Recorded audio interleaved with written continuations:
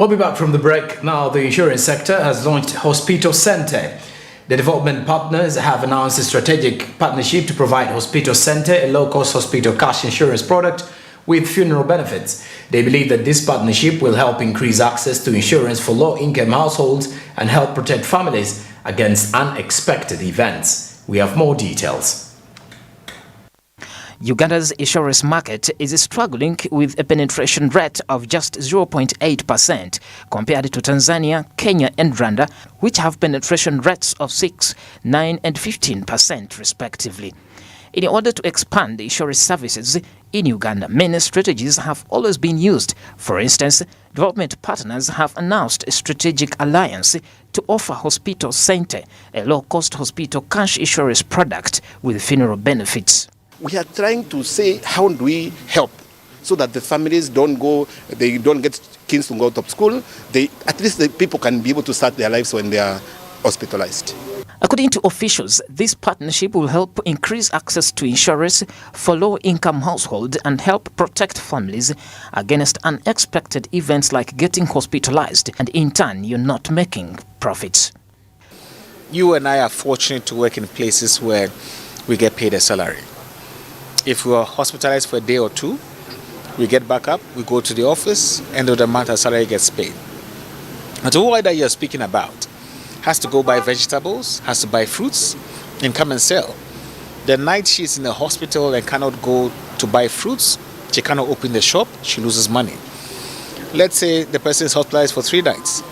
That is 100,000 shillings a day she could have made and fed the family with. That is lost. Now this product decides to give the cash back to them. So far as they prove that they were in a hospital and they were hospitalized, there's proof of admission in a certified hospital, this product will pay the claim. The product comes in 3 affordable plans. The Platinum plan comes with a funeral benefit of 4 million, a hospital cash payout of 100,000 per night of admission at a premium of only 5,000 every month. The Gold plan provides a funeral benefit of 2 million and a hospital cash payout of 60,000 per night at a monthly premium of 3,000. And then the Silver plan offers a funeral plan of 1 million and a hospital cash payout of 40,000 per night of hospitalization at a monthly premium of 1,000. When you go to the hospital center, you have 2 options. Either you are buying or you are claiming. Claim actually submitted through the same option.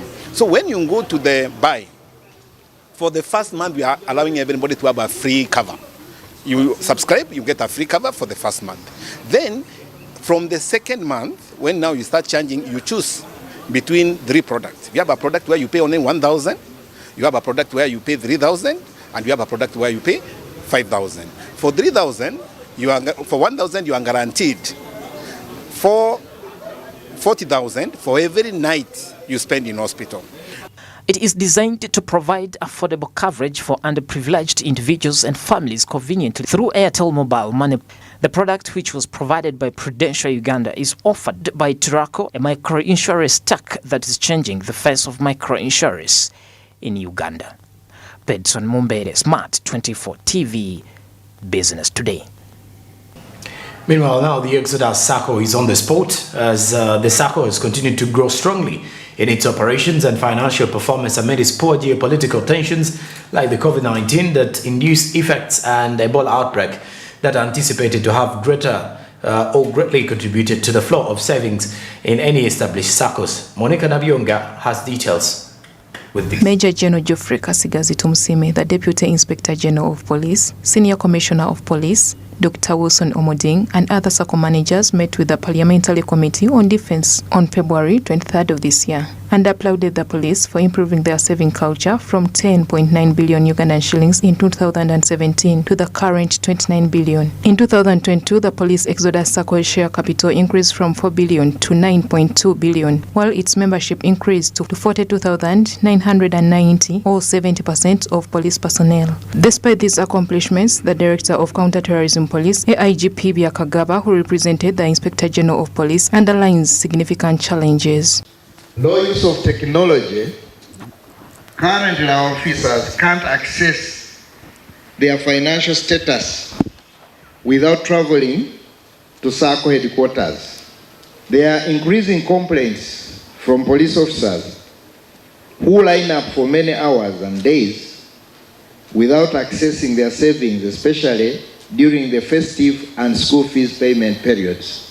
The Exodus SACCO is the second largest in Uganda after Wazalendo SACCO, which is owned by Uganda People's Defence Forces. The executive director of Wazalendo SACCO urged police officers to embrace their SACCO because it's the only way to change their fortunes, especially the Life Saving Fund and Loan Protection Fund. There is nobody who is going to help us to address our welfare issues other than ourselves. No one. And I want you as delegates of Exodus SACCO to be seated here with that in mind. The other one is that however much the government increases our salaries, they will never address our issues effectively. Because at some point, you need to be involved as an individual. In response to the SACCO's present issues, chairperson of this SACCO, Dr. Wilson Omoding, says that throughout the period of their leadership, they have worked to improve a number of things, such as involving officers in decision-making meetings in order to encourage transparency, which was lacking previously. Then we also had the shares one member should have. It was at first 5, but now we increased to 10. We are going to engage to look at how many times should a member access his money. So we have proposed to AGM that we need to look into this issue because it has been one of the sticky issues, so that we come to a consensus that the AGM is going to guide us, so that we also pass it to management to implement it. Exodus SACCO was formed in 2007 and it has steadily kept growing. Each officer at a junior rank makes a minimum saving of 30,000 Ugandan shillings, and those on a senior rank make a minimum saving of 50,000 shillings, which is deducted from their salaries. Monica Nabionga, Smart 24 TV, Business Today. The government has set up 1.98 trillion shillings to improve universal elementary and secondary education. That is free and compulsory by 2025. More than 8,624,264 students will be able to study for free as a result, including the 2 million students who attend private institutions. Samuel Kirimunda compiled this report. The Uganda government introduced free universal primary education in 1997, but this has had mixed results as many parents are still reluctant to take their children to school. Government has decided to make both primary and secondary education free and compulsory for all from the 2024-2025 financial year.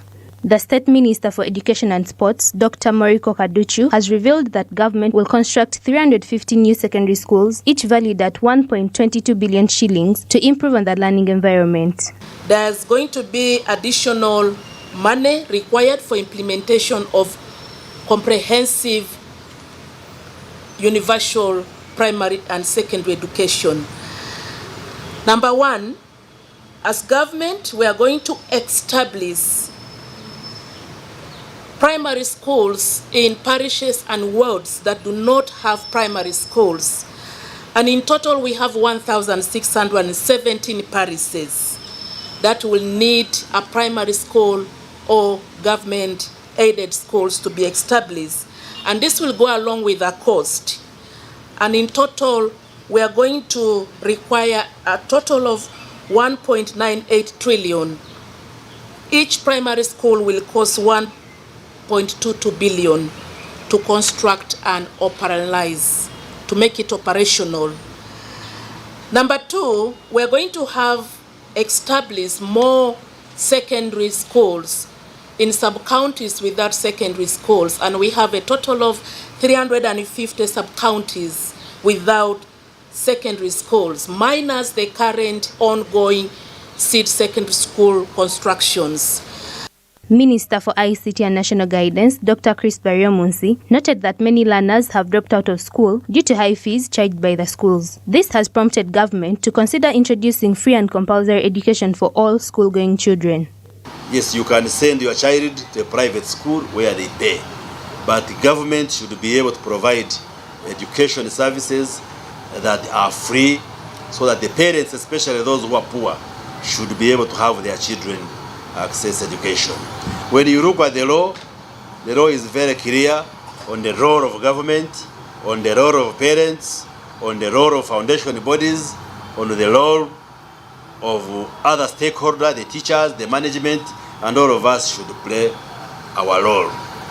And therefore, the Ministry of Education has estimated how much we need to put in the sector, and we took a decision that starting 2024-25 financial year, then we are going to strictly enforce free education for both primary and secondary education. And Dr. Barrio Munsi said that parents shall only be charged with the duty of providing scholastic materials and food, while government pays the dues. And the method of feeding the learners that we have approved is through packed food. So we are sensitizing the parents that we need to use all possible modalities to see how best we can pack food for the learners. The issue of contributing food in kinds, contributing money for feeding has not been approved, and we are discouraging those methods. Because once we allow contribution in terms of food, there's going to be money for cooking, we need firewood, we need the cooks, we need the other things that will require charges levied on parents, which we are not allowing. Minister Kaduchu also highlighted that government injected 830.6 billion shillings this financial year to cater for wages, capitalization grants and school development. Samuel Chirimunda, Smart 24 TV, Business Today. And that's it for Business Today. Let's have a rewind of our top stories. In Business Today, Finance Ministry, World Bank and UNDP forge means to fix external borrowing, internal financing strategy to bridge 33 trillion gap. In the other news, Trade Committee seeks 86.4 billion shillings loan to set up conventional center as non-aligned conference nears. And also, URSB draws solutions for ailing businesses, insolvency review to be relied on.